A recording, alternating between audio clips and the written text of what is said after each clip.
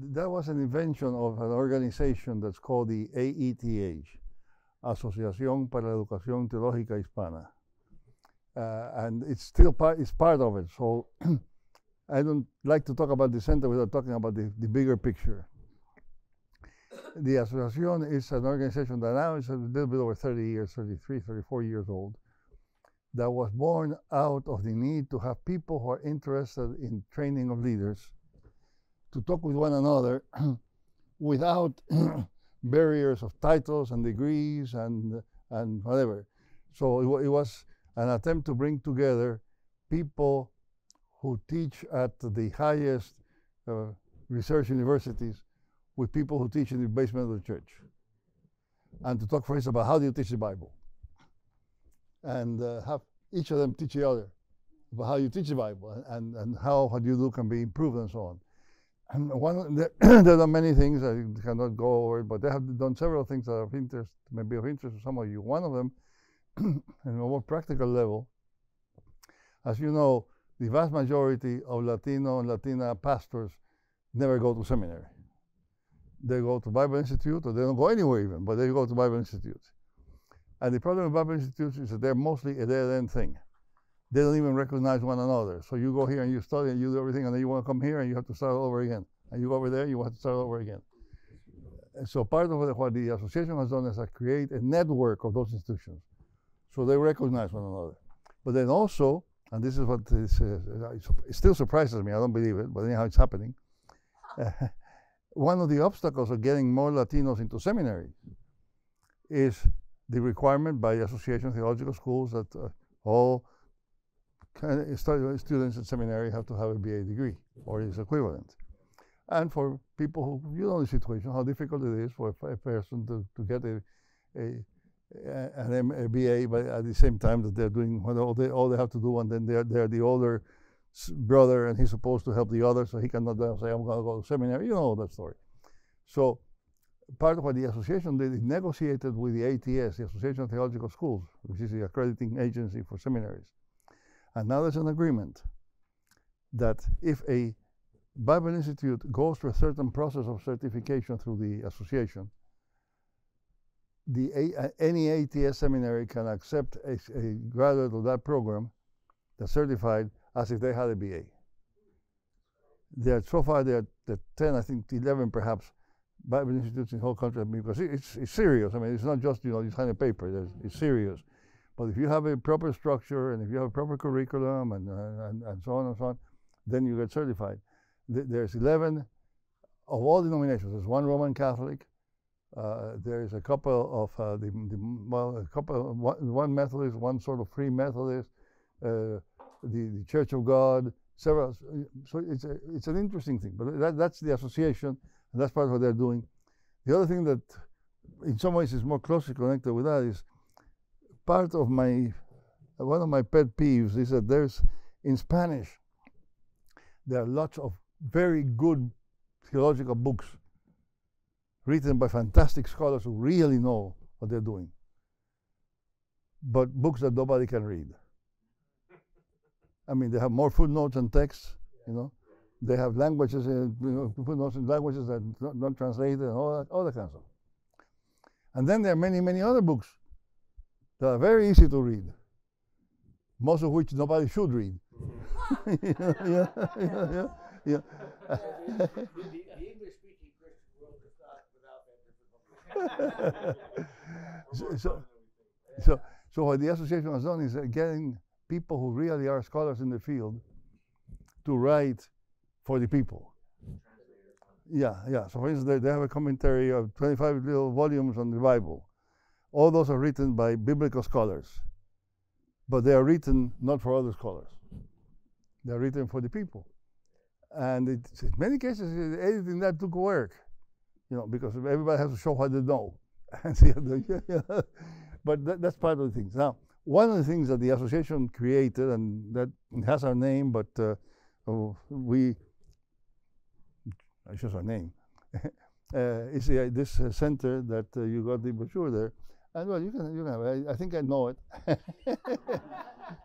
But the center was created about 20 years ago, and its purpose was to continue that production of materials and so on, but also to take all our materials that has been written in many places and so on, including books that are already out of copyright, Bible study lessons, there's hundreds of those, and sermons and lectures and things like that, and put all that online to make it accessible to people all throughout the world, both in English and in Spanish. There's one, two in Portuguese, but it's mostly Spanish and English.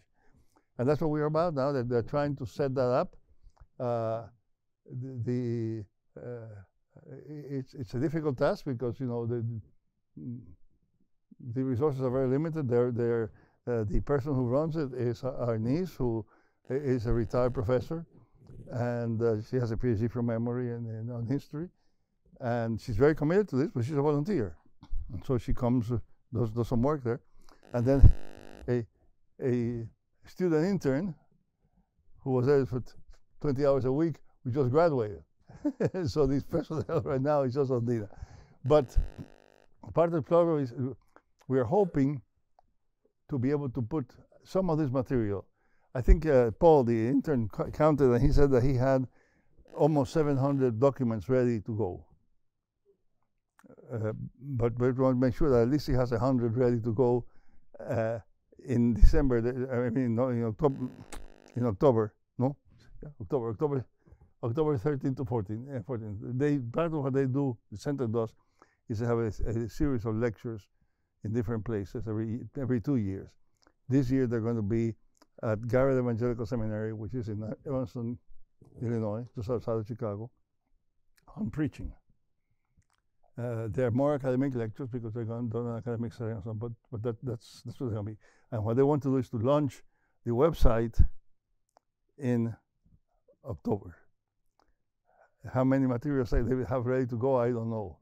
I must say, we're having tremendous help from Emory University. Their librarians are just investing hours and hours and hours in helping everything. But I don't know if that says what you wanted me to say, Joe, but it's a very good resource. yeah. Well, we're hoping that that it will put available to people things that otherwise they will never see. I mean, we have written for how many years? At least a quarter every year of Bible Sunday school adult classes for the Methodists, and another quarter in Spanish, and another quarter for the disciples. And it's printed, and we have permission to distribute it. Yeah, we have the rights for both of those. We had told the people, he was asking, they said yes. I mean, because part of the things is these things are dated, and once they're gone, and they're producing the next year.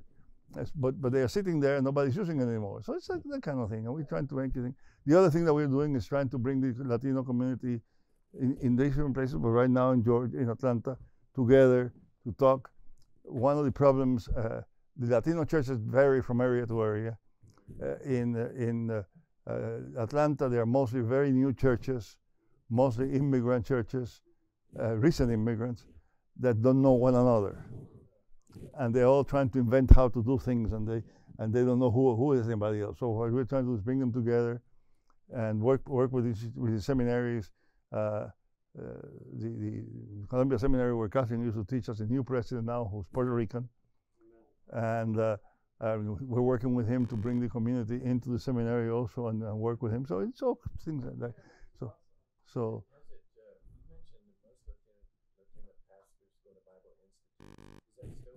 Oh yes.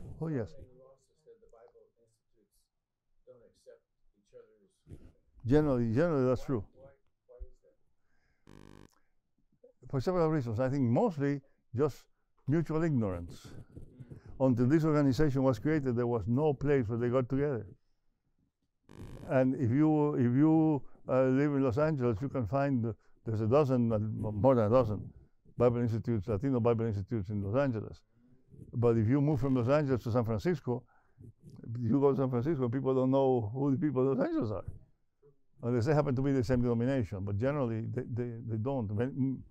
Many Latino churches are independent churches. So the disconnect is not just at the level of Bible institutes, also the disconnect at the level of congregations. So. So it's a matter of not knowing one another rather than suspicion of what people are teaching? In some few cases, suspicion. It's very often, that's another issue, but very often part of what the problem that we have in many Latino churches is that we have more materials to make people better Presbyterians, better Methodists, better Lutherans, better Pentecostals, than to make people better Christians. You know, and I mean, in my own Methodist church, if somebody's coming into the church, it takes several weeks of training, of which more than half are devoted to understanding the Methodist system of government and why Methodists are not something else and that kind of thing. And so you have a whole lot of that going on. But it's not terrible suspicion. It's mostly sort of ignorance. They don't know the other people are there. And excessive business, because most of these people who are director of Bible Institute is also a pastor and is also a roofer. Yeah. Isn't that true? Yeah. And so that person cannot spend a whole lot of time trying to find out who's across town doing something else, you know. And so it's all kinds of things together, but that's what we're trying to do, bring them together. Yeah. I didn't want to make this a subject of discussion because that's not what we're supposed to be discussing, but I'm glad to, if anybody wants to talk more about it, I'm glad to talk about it. In North Dakota, that was my dad's first call out of seminary, so I asked him who he ticked off. No, that's not nice. That's a nice place, but I only lived there 2 years. I grew up in Iowa as well, and then Michigan. My family background is German and then mestizo. You know, in the terms of all the different kind of European places they went. I don't know, but we say Eastern European probably. I'm married to Joy. Some of you might have seen her last night at the meal. She's a church organist and music director at our church in Illinois, Collinsville. I teach at Concordia Seminary in history department, so patristics mainly, that's my area of and I, of course, work with Tom Oden on the Ancient Christian Commentary on Scripture. Let's see. And I have 2 boys. One is a software developer up in Wisconsin. The other just graduated with his Master of Divinity from our school and now is going to do a PhD in patristics. So, he loves to translate. So my full name is Michael John Glerup, and so when my parents introduced me to my Norwegian and Danish aunts and uncles, they said, "What kind of name was that?" They were like, "What?" So I was born in Montana, lived in New Mexico for a while, and then grew up in Littleton, Colorado, and went to the University of Wyoming, where I was a petroleum engineer, which most people don't realize that I did. And then I met my wife, Kate, at a Young Life camp. And we've been married for 32 years. Like all of you guys, after hearing your wife's story, I did marry up, so I feel good about that. I feel like companionship with you guys here. What else? Oh, and then I was Methodist, and so I came from a liberal Methodist background, and so I read Tom Oden's book, Modernity. After what? Yeah, and so that sent me to go, because I had converted in my 20s. And so he was a really helpful person to help me think through that. So I went to study with him in New Jersey, and as we were driving out of Colorado, my wife looked at me and she goes, "I moved to Colorado because I liked it." So we keep trying to get back, but we keep getting pulled to the East Coast. We got pulled by Chris to Eastern University for a period, and now I'm in New Haven, Connecticut. Yeah. So it seems like you heard of went to work for Tom Oden. You never lived more than 10 miles from the Continental Divide. Right. But now you're getting farther and farther from it. Yeah. So now I'm at Yale University. I went there to work with a scholar named Laman Sani. And so we have the Center for Early African Christianity there. We have a house called the Institute for Classical Christian Studies, it's a guest house, which we do a lot of service to. We always have African and African Americans staying with us. So we have a research library. But you guys are always welcome to come stay with us. And then we run a project on religion and society in Africa at Yale University. When did it open again at Yale? How many So I moved there in January of 2016. So it's on our 7th year. Oh, the year Tom died. Yeah. Yeah. That's right. Yeah. Oh, So the house is Oh, named. He really we wanted have to. the He house. graduated from Yale, and he wanted. So we're like 2 blocks from the divinity school. Yeah, I Mhm, toured it. I toured it. Yeah. Yeah. I did campus stuff for another time, but Yale was the first university I went on. Yeah. So we're just right up on the hill. And we have a 9-bedroom guest house. So you're all welcome to come and stay. And I just want to point out, between this 5 that have been working together for the last 20 years, I am the youngest. Oh, by 3 months or something. Oh, you know. and I have a dog. Yeah. Thank you. Whoa. My name's Chris Hall. I was born in L.A. and somehow ended up on the East Coast for quite a while and came back to UCLA. Both sides of my family are from the Monterey Peninsula, and so when I head up there, I really feel at home. My grandfather on my mom's side was, claim to fame, John Steinbeck's urologist. Everybody needs one. Yeah, that's right. And I'm married to Debbie. We're in our 49th year. Her last name is Roma. Oh. Yeah, so she's Italian, a little Italian blonde when I married her, and still a little less blonde. Oh, yeah. Let's talk about that. Keep her in your prayers if you would. She's just got a myriad of health issues going on right now. We have 3 kids and 3 grandkids, and my son, my first son, he's married to a woman from the Philippines, and they live in Taiwan, which is a very interesting place to live in these days. So they're over there, and there was one other thing I wanted to tell you.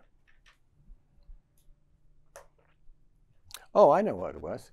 So I'm moving away from writing scholarly stuff. My heart's desire is to help people with their spiritual lives. Help people with their spiritual lives and provide whatever information or knowledge I might have. So I on the bus tomorrow, I really am eager to hang out with you and just ask whatever you want. I'm not saying I have the answers, but I'd love to make new friends. And Hal Lindsey was your Bible school teacher. Yeah, you don't tell that. No, I don't do that. Yeah. I don't But blame Mike you. will. Every opportunity he gets. So we'll end with the author and then we'll end. And then the gospel. Okay?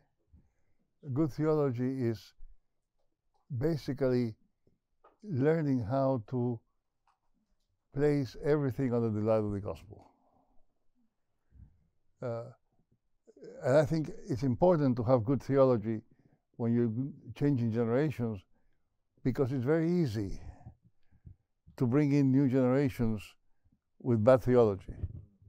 You know, it's very easy to sell fake products. Usually, much easier than the real thing. Okay, and I think part of what we need to be doing is don't be concerned only about how many youth are coming or not, keeping in touch, but what is keeping them in touch. Okay, you know, it's, and I say that by myself. In other words, our church had a very big youth group. Most of us went just because it was fun, and you played together, and you spent a whole lot of time playing basketball. Not like Luas and Dor, but we used to play. And then someday, out of the youth group itself, came a sense that we ought to be more than this. And it was when that group began saying, we need to know more about what the gospel really is.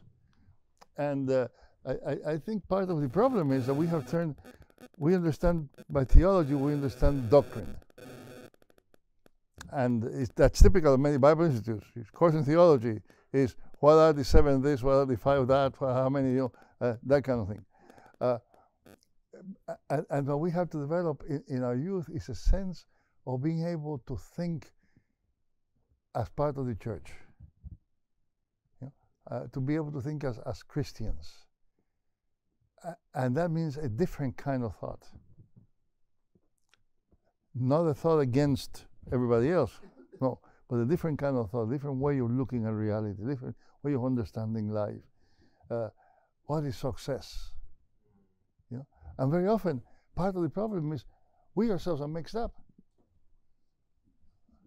Success is having 5,000 people in the church. Come again? You know? And if the youth see that for us success is having 5,000 people in the church, for them success is then to be a CEO of a big corporation. If they see for us success in love in action, then for them success will be love in action. And there's a French verb. Oh, she's gone. Débarrer. Débarrer just means to sort of wander around and not say anything. So that's. I feel like I might be doing a little bit of that. So I'm sorry. Yeah. I had a question. I wrote it down. For many centuries, from its birth and on, the church was relatively good in keeping the mission and kingdom center stage. Relatively good. It seems that the church in America, since the advent of the TV, now focus more on the Sunday production, the Sunday attendance, and personality. When did that shift happen? Like, has that shift always ebbed and flowed, or how did that shift happen? Oh, probably about 2-3 days after Pentecost. I mean, So it's not a new. no. I mean, you're talking about theology and so on. Look in Luke 8. I mean, in Acts 8. Philip, he arrived at this town. There's this big shot who everybody adores him. Oh, this man is the great power of God. That's what they call him. Okay, and this big shot decides he wants to join Philip, and Philip says, "Oh yeah, come on, I'll baptize you." And apparently he doesn't say anything about anything because this guy's a big shot. And then Peter comes in and says, "Hey, just a moment, there's something wrong here," you know. So it's one of the many temptations of the church that it always has to fight with, and one of the many things it always has to acknowledge. So don't idealize the past, because the past is not as romantic as we want to make it. Humanize it, because then it becomes more of our past. An ideal past can never be our past. And that's why it's important for me to write a history. The phrase I always use is a non-innocent history. Think of history with all its warts. And think of the church with all its warts. Because then we can say somehow God used that church with all those warts, and perhaps God may use us. But obviously, corruption has to be avoided. It's bad. There are all kinds. But don't idealize the early church. Don't. I mean, you begin sharing everything in common. Everybody's very happy, and then somebody comes tries to cheat everybody else. You know. So it began very early. So in that case, how would you define a successful church?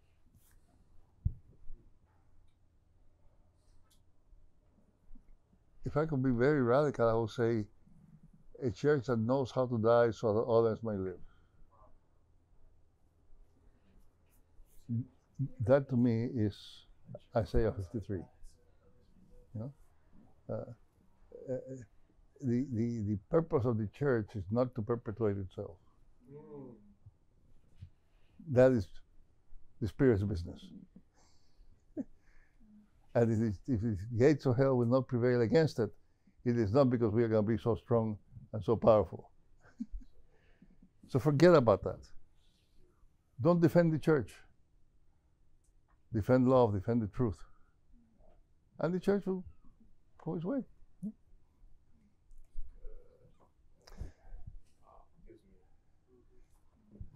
That the center of Christianity has changed repeatedly. For how long was the center in Jerusalem? Not long. A few years. You know, very soon shift to Antioch and to Asia Minor and so on. Then it became the Mediterranean. But then come the Muslim invasions, and then the center moves to an axis that go north and south from the British Isles down through France and Italy and so on. And then comes the discoveries or whatever, well, I don't know what Colon discovered. He was lost. And, and the Indians found him, okay? So with the discoveries, then it becomes an axis that goes east and west. First, the southern Atlantic because it was mostly Spain, and then later the North Atlantic because it was basically the U.S.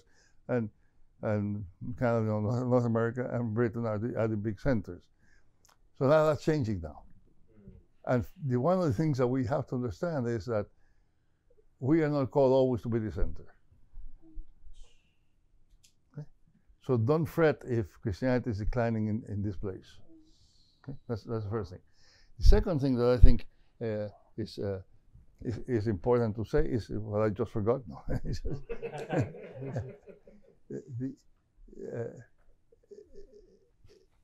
The growth of the church, not only in size but also in depth, has very seldom come from the center.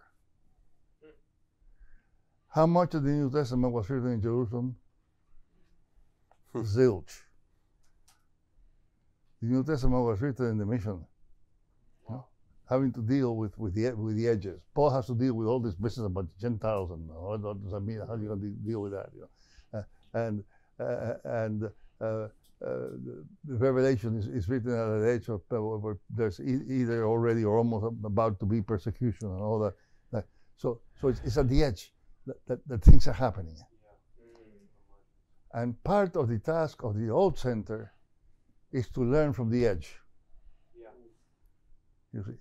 And part of the great mistake is that the center thinks that its function is to be the center, and therefore it won't listen to the edges. Yeah? And when that happens, then the center really dies. You see. Now, the edges can revitalize the center. You were talking about this demographic situation. When I was growing up, the two big centers of Protestant missions in the world were New York and London. Wow. Now, just from Puerto Rico, there are more missionaries in New York than New York, of all denominations, sends to the whole rest of the whole world. Okay? And people in New York will say, ah, you know. But if they say, ah, they say, ah. You know? They can learn something. And that revitalizes the center. But that requires one very difficult thing. And that is to be willing to cease being the center. Humility. And that's painful. And that's why I was talking about the church that has to die. Because all that fits together.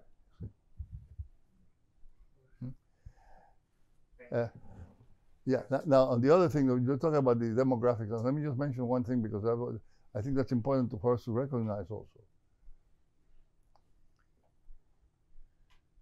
If it is true that in 40 years, the Latino population in this country is going to have a very strong say in what the country is going to be like. Look at our barrios. Who is there always? What are the institutions we have there? Okay? We have do-gooders who come in to look and ask questions and paint plans and not do anything. You know? We have schools that are, you know, centers of violence and all kinds of problems and all that. We have bars and we have churches. The only institution that remains in the neighborhood all the time, apart from the bars, really, is the church. It's the church. Okay? And now, where do most of our people learn how to be citizens? How to speak up, how to discuss, how to share, how to push? It's in churches. So I think something very similar will happen to what happened in the African American church. Where did the leadership for the civil rights movement come from? Well, the old preachers. Most of them, or at least lay people. Very active people in the church. And I think the future of this country is at stake in what we teach in our churches today. So it's not your little church in the corner with 550 people or whatever. is the whole country. And when you see the place of this country in the whole world, you're talking big. You know. And very often we don't realize that. And I think it's important to say, you know, look at the big picture. You know. Sorry, short question, long answer. But I think you also talk among yourselves. Don't ask me questions. Ask one another questions, whatever. I mean, just. And by the way, there ain't no Dr. Justo here. Okay? Okay.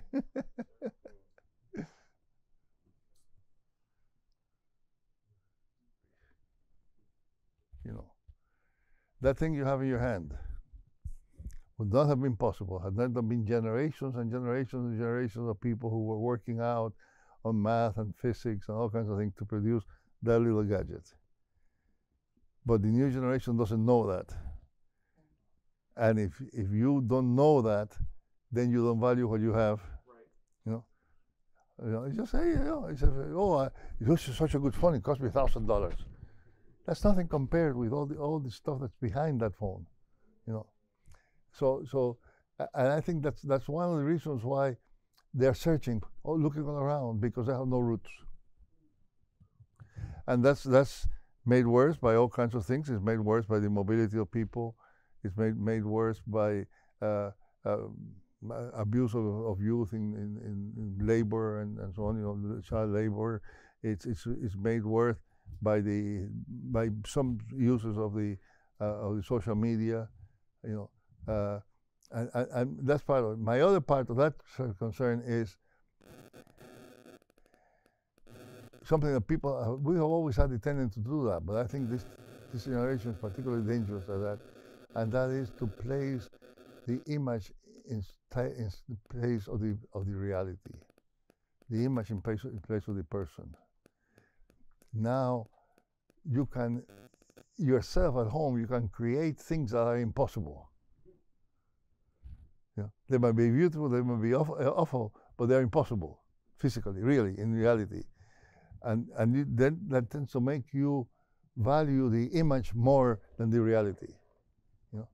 And it's more important to be able to make some person do 5 somersaults up in the air and fall down, you know, than to see somebody be a good gymnast. Because no good gymnast can do what you can do with your phone. Yeah. And so how do you promote identity? And I think part of that has to be with human interaction. And I know it's difficult because there's a time of in every generation there's a period in which a generation has to claim its independence, its identity, and that's important, that's good, but you have to do it in some kind of dialogue, even if it's a not very amicable dialogue. We have to do that dialogue with the previous generations. Anyway, yeah, this. Yeah. I have 2 questions. I'll ask the first one. We'll see if I can get the same one. First will be, a lot of us are, pastors, teachers. Historians have especially historians of theology, have a motto or a phrase, that basically says that the rule of worship becomes the rule of theology. In other words, the way you worship determines the way you believe.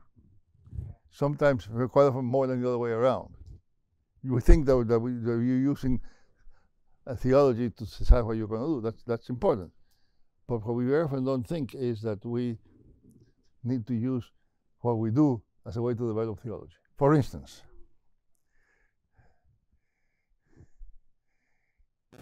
Christian faith is a communal faith. The church is fundamental, not the church in the sense of an organization, but the community of faith.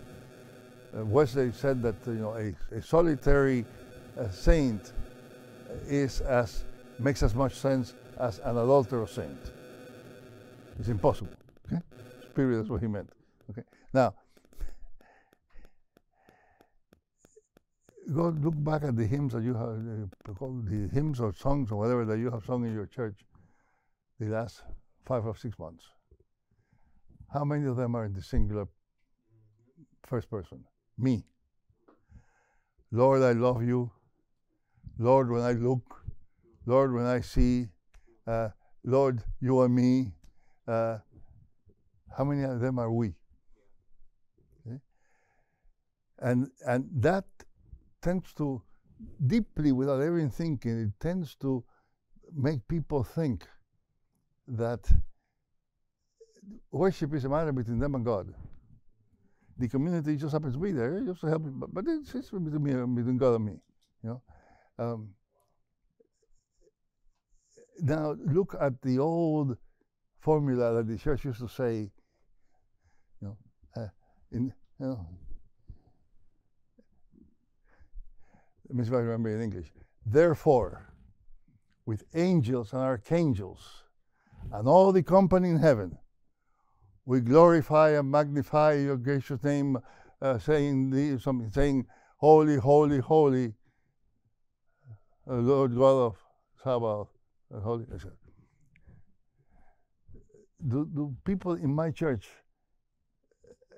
think when they are worshiping? Do I think when I'm worshiping that I'm worshiping with the saints, with the choirs of angels, with the archangels? That still remains in the liturgy. Praise God from whom all blessing flow. Praise him, of creatures here below. Praise him above, ye heavenly host. But we don't do that anymore. Now it's I praise you, Lord. So I think that's part of it. Now that requires that you work with your worship team so that it is not an imposition, but they see the importance of what they're doing. That is not that they has to help people be formed, not just in their Christian faith, but also in their communal Christian faith. So I think there are things like that you can do, beginning immediately. Think about, look back at some of the things that the early church and what it meant, did and what it meant. We're going to talk more if we have time on Friday about when people were coming out of the baptismal waters, they were anointed. Not, so they'll be healthy or something like that. They were anointed mostly because in ancient Israel, it was the kings and the priests who were anointed. And what does Peter say about who we are? A royal priesthood. Okay? Not a bunch of priests, but a priesthood. And because he also talks about a chosen people. It's a communal thing. But so how do we rediscover the priesthood of believers? Not in the way that I used to use it when I was a kid, and one of my favorite sports was to go out and find some priest to argue with, and the main line was, I don't need you because I'm my own priest. It should have been, I need you because you have to be my priest even if I don't belong to the same denomination. Because you're part of the priesthood.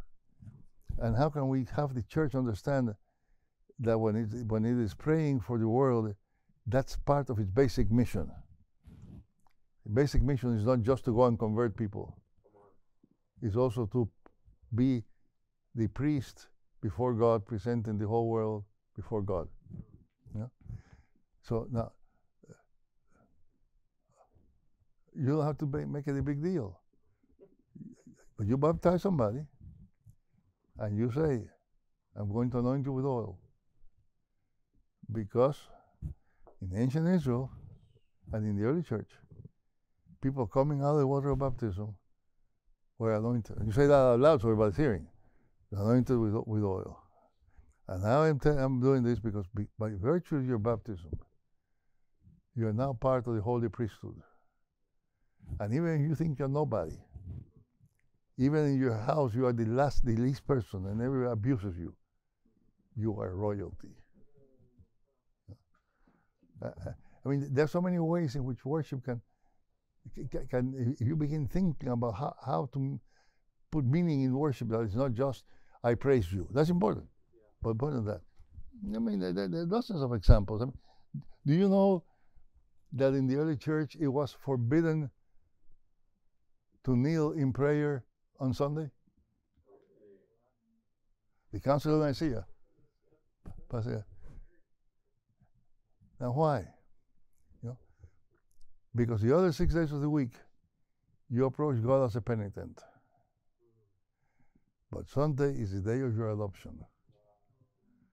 You're coming, you're the prince. You're royalty, you're the royal priesthood. And you're coming before God, not saying, oh Lord, no. Hey Dad, you know. I mean, there's a sense of really the resurrection has means something different, and gives you a new status. And I think for our people that's very important, because so many of our people have no status. You know, and we mess it up. We tell, oh, your greatest sin is pride. Baloney.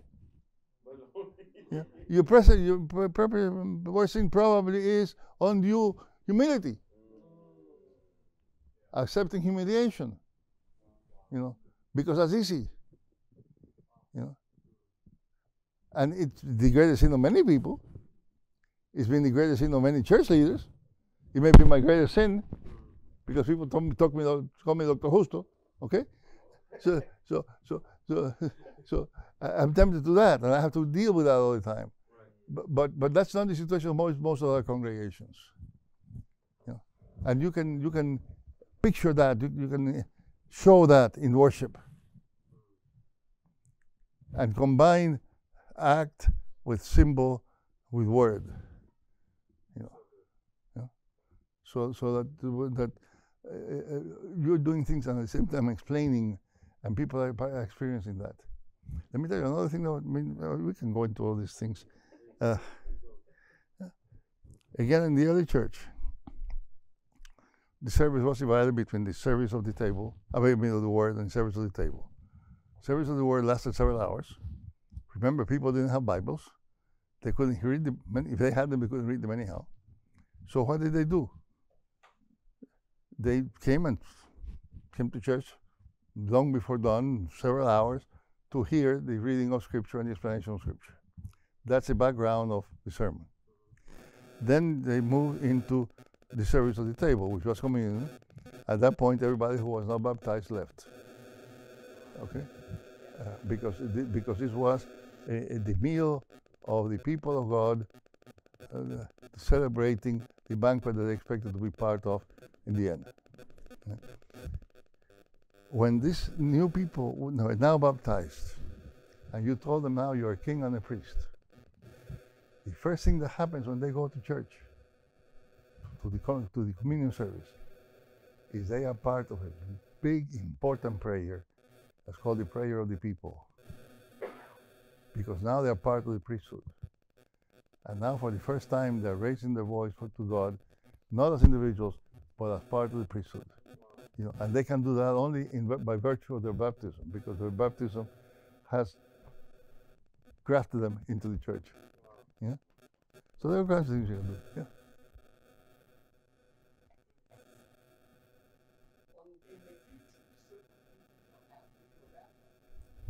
Yes, the Pentecost. Yes. They're all Jews. They don't need to be told that there's only one God. They don't need to be told that certain things are just not done. They do not need to understand that you know, the importance of love and all that, because that's part of the law of the Old Testament. They know that. They know about idolatry. It's bad. The next step, the people that are being baptized next, are the people that are usually called God-fearers. God-fearer is a technical term. It's not just people, you know, you're religious, you're God-fearer. No, God-fearer was the name that was given to a large number of people who were pagans, no, not pagans, were Gentiles, but who believe in the God of Israel, who attended synagogue, who participated in everything except those things that they could not do because they were not Jewish. Now, obviously, they could become proselytes, and they become a Jew, and then they are part of the synagogue. But those are the people. When Paul says, "I'm going to the Gentiles," that's the people he's going to. If you look in Acts 13, when he's speaking in Antioch of Pisidia, 3 times he addresses to them in ways that, if we don't know that, it don't make particular sense. You children of Israel, you children of Abraham, and those who among you who fear God. They're two different kinds of people. It's not just a nice pretty phrase about fearing God. It's two different kinds of people. Those people don't need all kinds of instruction. They already know the same thing that the Jews did. They may need to make some adjustments, but anyhow, they're baptized. What happens when you go out to a pagan world where the people who are coming really are coming because, hey, you know, that stuff sounds interesting. After I go and stop at the Temple of Diana, I'm going to go there to see what's happening. You know, it's a different ball game. At that point is when you introduce the catechumenate, 2 years at least of preparing for baptism. You know, because you have to make sure not only that the person was willing to renounce all of the gods, the person has to make sure that they are willing to pay the price. If they are an artisan of any kind, they are part of a guild, and the guild is a group that worships a particular patron god. Now, how do you, if you decide that God is not God and you're not going to adore that God anymore, can you continue doing your job? You're probably going to lose your job, you know. So the price is big and different, and at that point, people have to understand that. Part of what I think is happening right now is that, especially in Latino churches, but also in the U.S. Anglo churches, the background that the fears of God had no longer exists in most of the people. It did exist 50 years ago. Okay, when the missionaries, American missionaries came to Latin America, okay, they did not have to tell people that the Bible is the Word of God. People knew that. They never seen it, but they knew that's the Word of God. They didn't have to tell them there's only one God. They knew that. They might have all kinds of other things around, but they knew, at least in theory, that there's only one God. Today, more and more, people don't have any of that background. What we have done, what the church has done until a few years ago, and still does in many places, is to trust the society to give that background. Right. And that was good, perhaps 50 years ago. Yeah. But you look at television now. What kind of religious instruction do people receive in television? You have some funny nuns or some detective priest or rabbi or whatever, but there's no basis, and that is why when those missionaries came to Mexico, where they came, they could very rightfully accept and baptize and join in the church anybody who decided I want to join. You gave them 3 lessons about what it meant to be Presbyterians, and here you come. You cannot do that anymore, or you shouldn't do that anymore. But we have not developed, I mean, most churches have not developed a substitute for what's been lost. And it's not quite that clear yet in the Latino population, because the Latino population is still, most people are the remainder of what the parallel of the old God-fearers. They know something. But it's changing already in the white population. A friend of ours went to a jewelry shop to buy a cross for another friend. And when she walked in, this woman there, white, blonde, with a clear southern accent, obviously raised in the Bible Belt, when she says, I want a cross, the woman, the teller says, do you want one with a little man or without a little man? It's funny, but it's tragic. You know, that woman grew in the Bible Belt, and she doesn't know who died for her. That's really. You cannot. If that woman tomorrow says, "Hey, I like the way that your choir in your church sings. I want to join you." Your own responsibility is not to say, "Sure, come on." You have to say, "Yes, okay, we welcome you, but there are certain things you have to learn, a certain process we have to go through, and we have to develop that." And it's difficult to do that, partially because,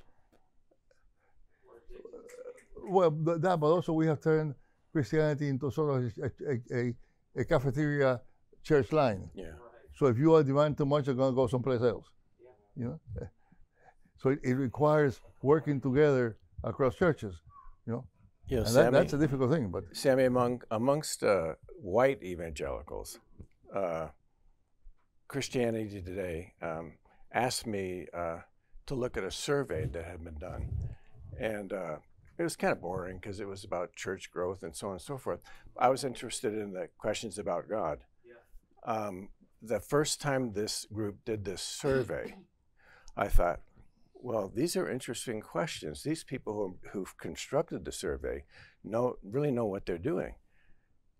What was shocking is I think 93% of the white evangelicals who were responding to the survey agreed with the great arch heretic Arius. They didn't understand that Jesus was God. And so I commented on that. It was shocking. 93%. They thought they were. See, but it's gone down. The most recent study, though, 77% of evangelical folk don't understand that Jesus was God incarnate. No, he was kind of a high, elevated creature, like above all the angels, surely, but not God. Now it's 77 out of 100. This is why when you're talking about catechesis, I think at the heart and core of what needs to go on is teach people about who Jesus is in line with the best days the fathers had. And the best days the fathers had was in getting this right. They went to the Bible, they saw all these texts about that were hard to make sense out of the first time through because you had Jesus referring to himself in a manner that shocked everybody. Mm-hmm. And this is where I'm really concerned, is that we're producing a group of folks who've lost the heart of the faith. I mean, people were dying for what they attested to be true about God. Mm-hmm. And if we lose that, you know, we've really lost the core. Yeah. If I can add one thing to that too, with their catechesis, they always had sponsors. You know, they had somebody who was responsible for bringing the person in the church, and in fact, they would even do they called it the scrutinies. Yeah. So they would scrutinize your life. They wouldn't just say, "Come on in," but they'd say, "You know, we want to find out about you, and we want to check your references and this kind of stuff." It was but you also had somebody though who then took you under their wing, so to speak. Right. Yeah. Like AA. Yeah. Yeah. You see, if we get it right, then what will happen is people's understanding of the wonder and beauty of God, it expands. Yeah. It expands, and then it's informed then by their worship. Yeah, and I wonder again. We don't have to keep digging into this. I know you have something as well, but I would wonder if maybe for another time, what would that look like for the churches today to create that? Because right now, again, in my own words, it's the microwave Christianity. 4 weeks you're a member, you know, and then Baskin Robbins, right? However many flavors, you know, 1,031, whatever. So if you don't like that church, I can go to this church, I can go to this. And across the street. Well, a lot of growth is transfer growth, right? Not true salvation. Yeah. Mm-hmm. And Absolutely. so the question would be, what would that be today? Again, we don't have to dig into it. I want to hear, Catherine, what you're going to share, but what would that, maybe it's 2 years, maybe it's a year. I wonder what that would look like today to truly say, okay, yeah, you're here, this is a family, but it's time to walk through, because like you said, of the statistics, and we could all say here, being in key cultural hubs, so like Houston, for example, most diverse city in America, but then #1 in human trafficking, was #1 for a while in murders, going back and forth with Chicago, but it also has the top 20, 30 mega churches in America. So you go, okay, so just gathering. Yeah, so just gathering, you could gather 10,000, but then you look at the margins, right? Like even you wrote and shared about with Peter and saying, you know, when God says kill and he's like, I'm not gonna do anything, you know, unclean. That moment brought the Gentiles in. That's why we're here today, right? So it's like that's the beauty of it. So how do we? It's just the preparation for that.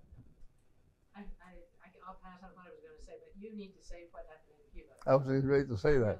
Yeah. Okay, very quickly before that, let me finish a little bit because of what Joel was saying is important. There was a process. Okay, it was not just teaching. There was a system of sponsorship. Somebody, and these people will gather together. They will, whenever possible, visit them at work to see what they were doing, to see how they were living. They will go to their homes. System, it was purposeful. Yeah, because I mean, it was difficult. I mean, you are a silversmith. You belong to the guild of the silversmith. You have a life. You have a wife who expects you to support her, and you have children.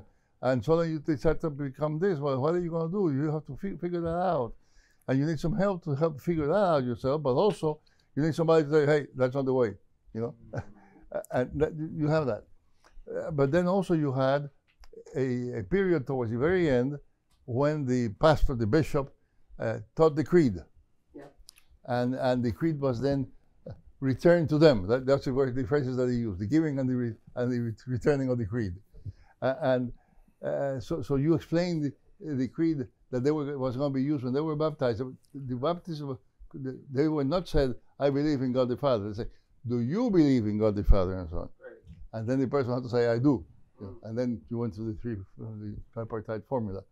But then there was the scrutiny. There was a time before the baptism when the person has to say, you know, answer for several things.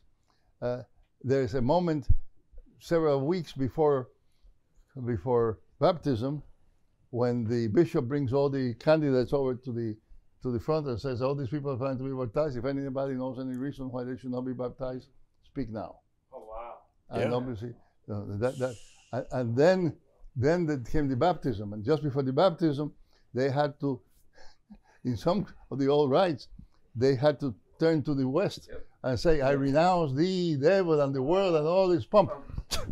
If you were an actor, you weren't going to get baptized. No. And then you have to turn right and say, "And I receive you, Jesus." And then when they were baptized. And then they were explaining what happened in the baptism. That's now. And they didn't take communion until after. They didn't take communion. And it always, if possible, all baptisms were on Easter.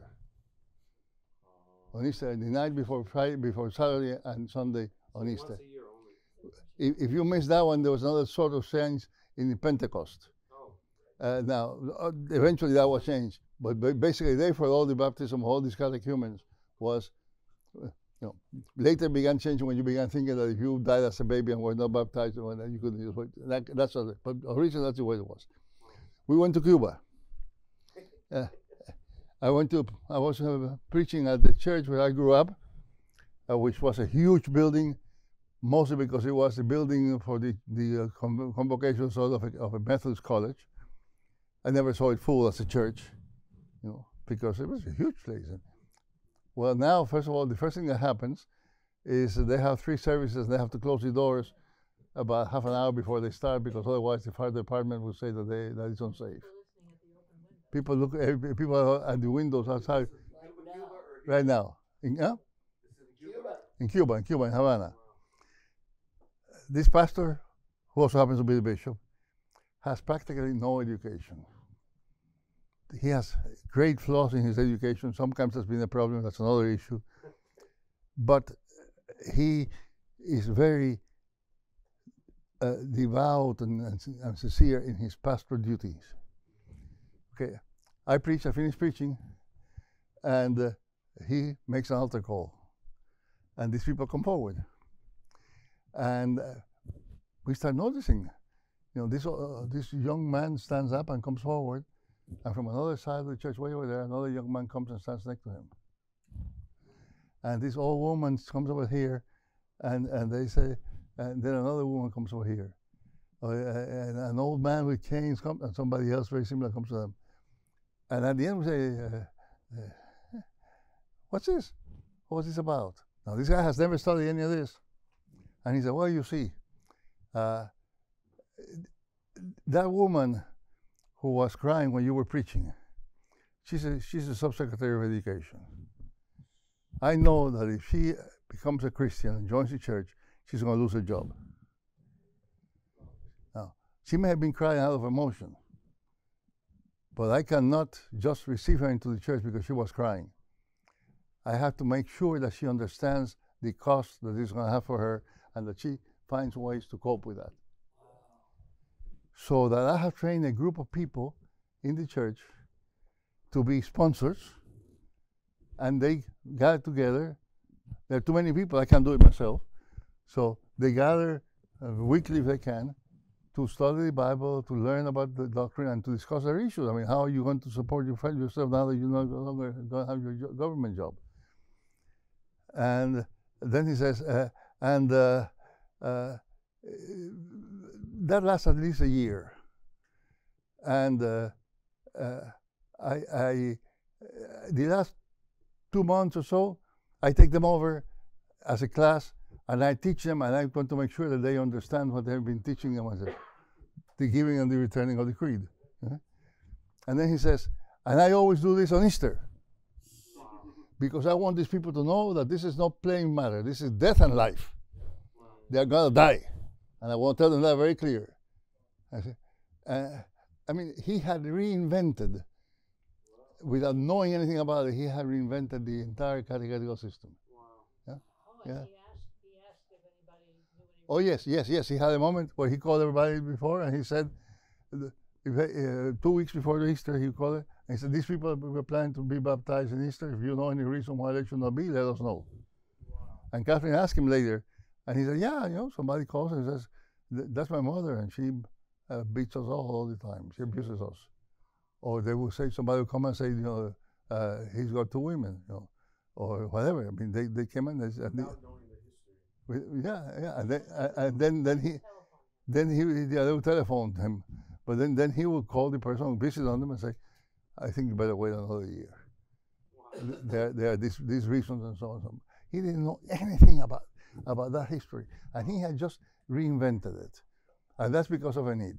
Another story that's similar but less dramatic, in Puerto Rico. How many of you Puerto Ricans here today? Yeah, is you. Are you the only one? Only one. I'm half there, so okay. Okay.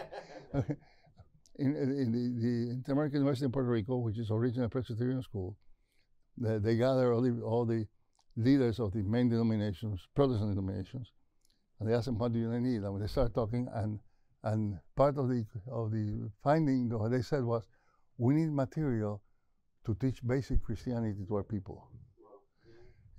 They say the material that we get translated from the headquarters in the U.S., wherever it is, all different Pentecostals, Episcopalians, Baptists, all kinds of groups. The material that we get spends more time trying to make people good Baptists and trying to make them good Christians. I was telling you earlier that. And so they asked me to write a book that would be a catechism that they would all use. And they each appointed a person in their denomination for me to check with. And I will write a chapter and send it to them. And then they will send their commentaries, and I will fix whatever had to be fixed and so on. That book deals frankly and directly with issues like baptism.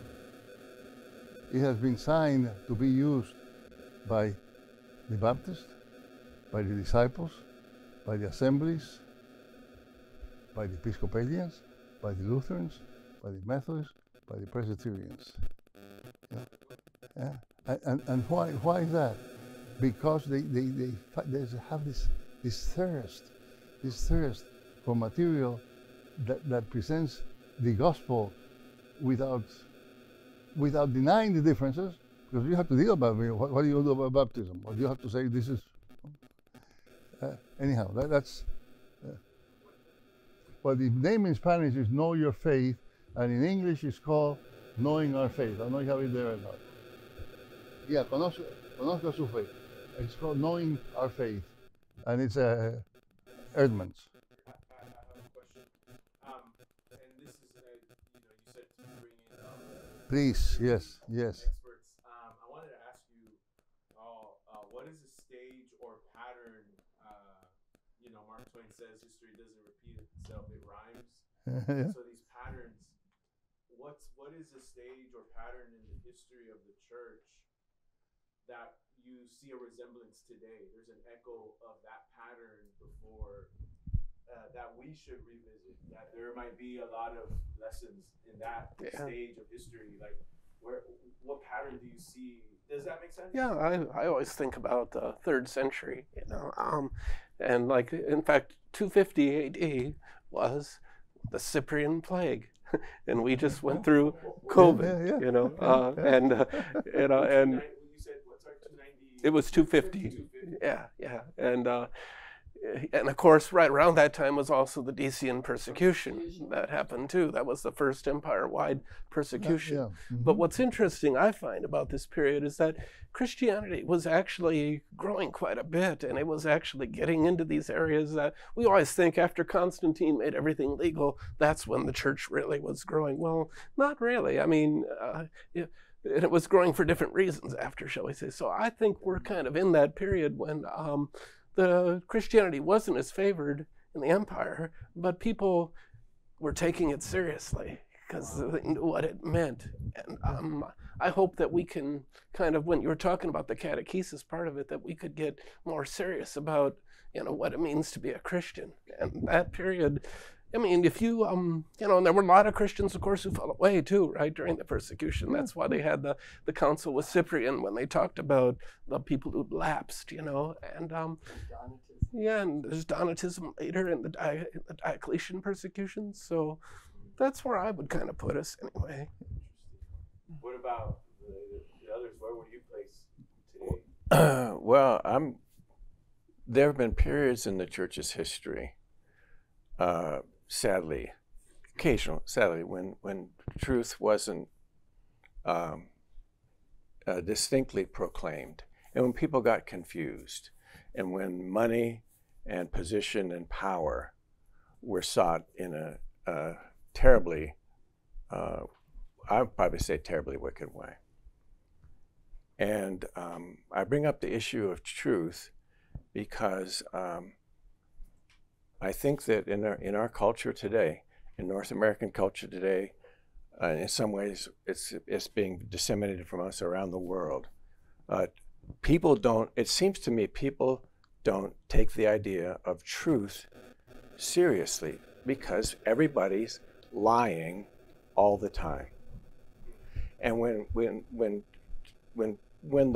people start lying, sooner or later, people get killed. It's the history of every genocide. Hitler, National Socialism in Germany. Hitler, he's one of the great liars in human history. Stalin, one of the great liars in human history. Marx advocated lying to accomplish a task. The genocide in Rwanda, I've worked in Rwanda with folks over there, trying to get pastors to talk to one another and admit what took place.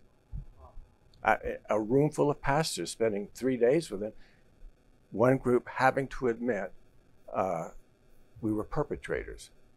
A mass grave right outside the window. And how did it start? It starts when, I think this is probably relevant to a lot of issues here that we're going to be dealing with for quite a while. Whenever people start saying that someone else isn't fully human, that's a real danger sign. So in Rwanda, the Hutus saying the Tutsis are cockroaches. What do you do with cockroaches? You step on them. You have to exterminate them. In Germany, who are the Jews? What kind of language? They're vermin. They're not fully human. So whenever truth is treated lightly to gain a certain end, that's a danger sign. That's a danger sign. Or when people start saying to attain this end, which is in their eyes a laudable end, we can use violence to attain this end. Well, that's what Stalin was saying for years. So it seems to me like this is raising its head again, and it scares me, because when you listen to the leaders of the country speaking, you realize I'm probably not getting a lot of truth here, because the goal is to attain power, and it wasn't always like this. So that's where I spotted this, and I'm just wondering if finally we're going to end up in a place where when people aren't treated as fully human, God's precious image bearers, things start going haywire. And usually the great liars in human history, that's where they'll attack. But it's already happened. It's not just, you have to wait. I mean, when you look I know, and when you look at children in cages, unspeakable things like a zoo, happening. It's just terrible. It strikes me that all the gender and sexuality issues, because if a Christian wants to hold to the ancient morality of the church about the meaning of marriage, about sexuality, you can be ostracized really quickly, and many people have been. And it strikes me. It struck me before this, but when you were talking about the B approach, about the idea that the mind, it uses the body, and the Platonism, it seems to me sometimes that we're back in that, because I can decide. My body has no say in who I am. I am born, I mean, because you can, it's the whole argument over athletes who are trans. And trans women who have been men win. And there are women who object to this, and it's a big fight. Well, because their bodies are male. There's no getting around it. They are. And they may change them or whatever. But it means that body had no say in the identity of that person. And there's real dysphoria and all that, but all the same, it strikes me that we don't have a theology of the body, because there's a Platonism that's gotten deeply into our society and to some degree into the church. And the church is vulnerable to the winds of thought of whatever time it's in. And the winds of thought are very powerful now.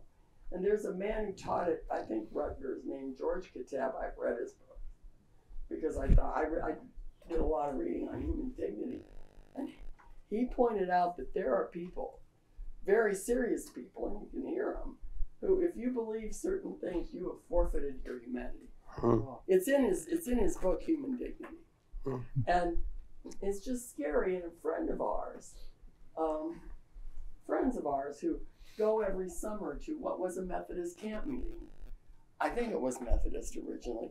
In Ocean Grove. Yeah, that's it's one Methodist. of those old Methodist camp meetings, 150 years old there, and it's still huge, and it's still solidly evangelical.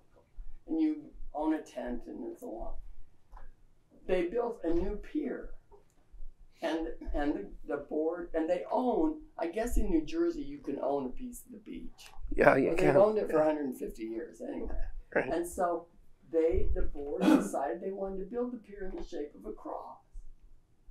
The community outside of the went that crazy. I mean, they protested, they marched. How dare you? That's offensive to me. Paul talks about the offense of the cross.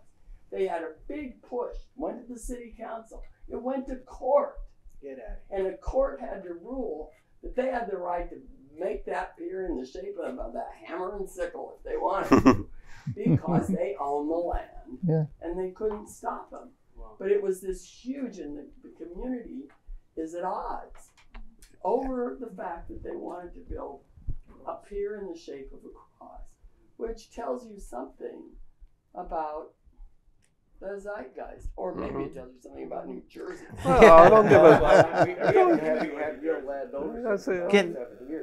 Can I just say something real quick to answer your question? I feel that Christianity is very adaptable, and it's always being translated into different cultures. In some ways, you know, the first church was Hebrew Gentile, so there was a biculturalness to it.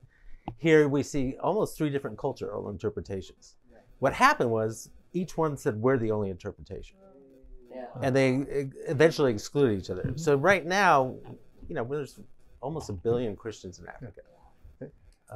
And I think we're in a multipolar world in which the decision we have to make now is, are we going to be listening to each other, or are we being excluding each other? You know, do they have truth too?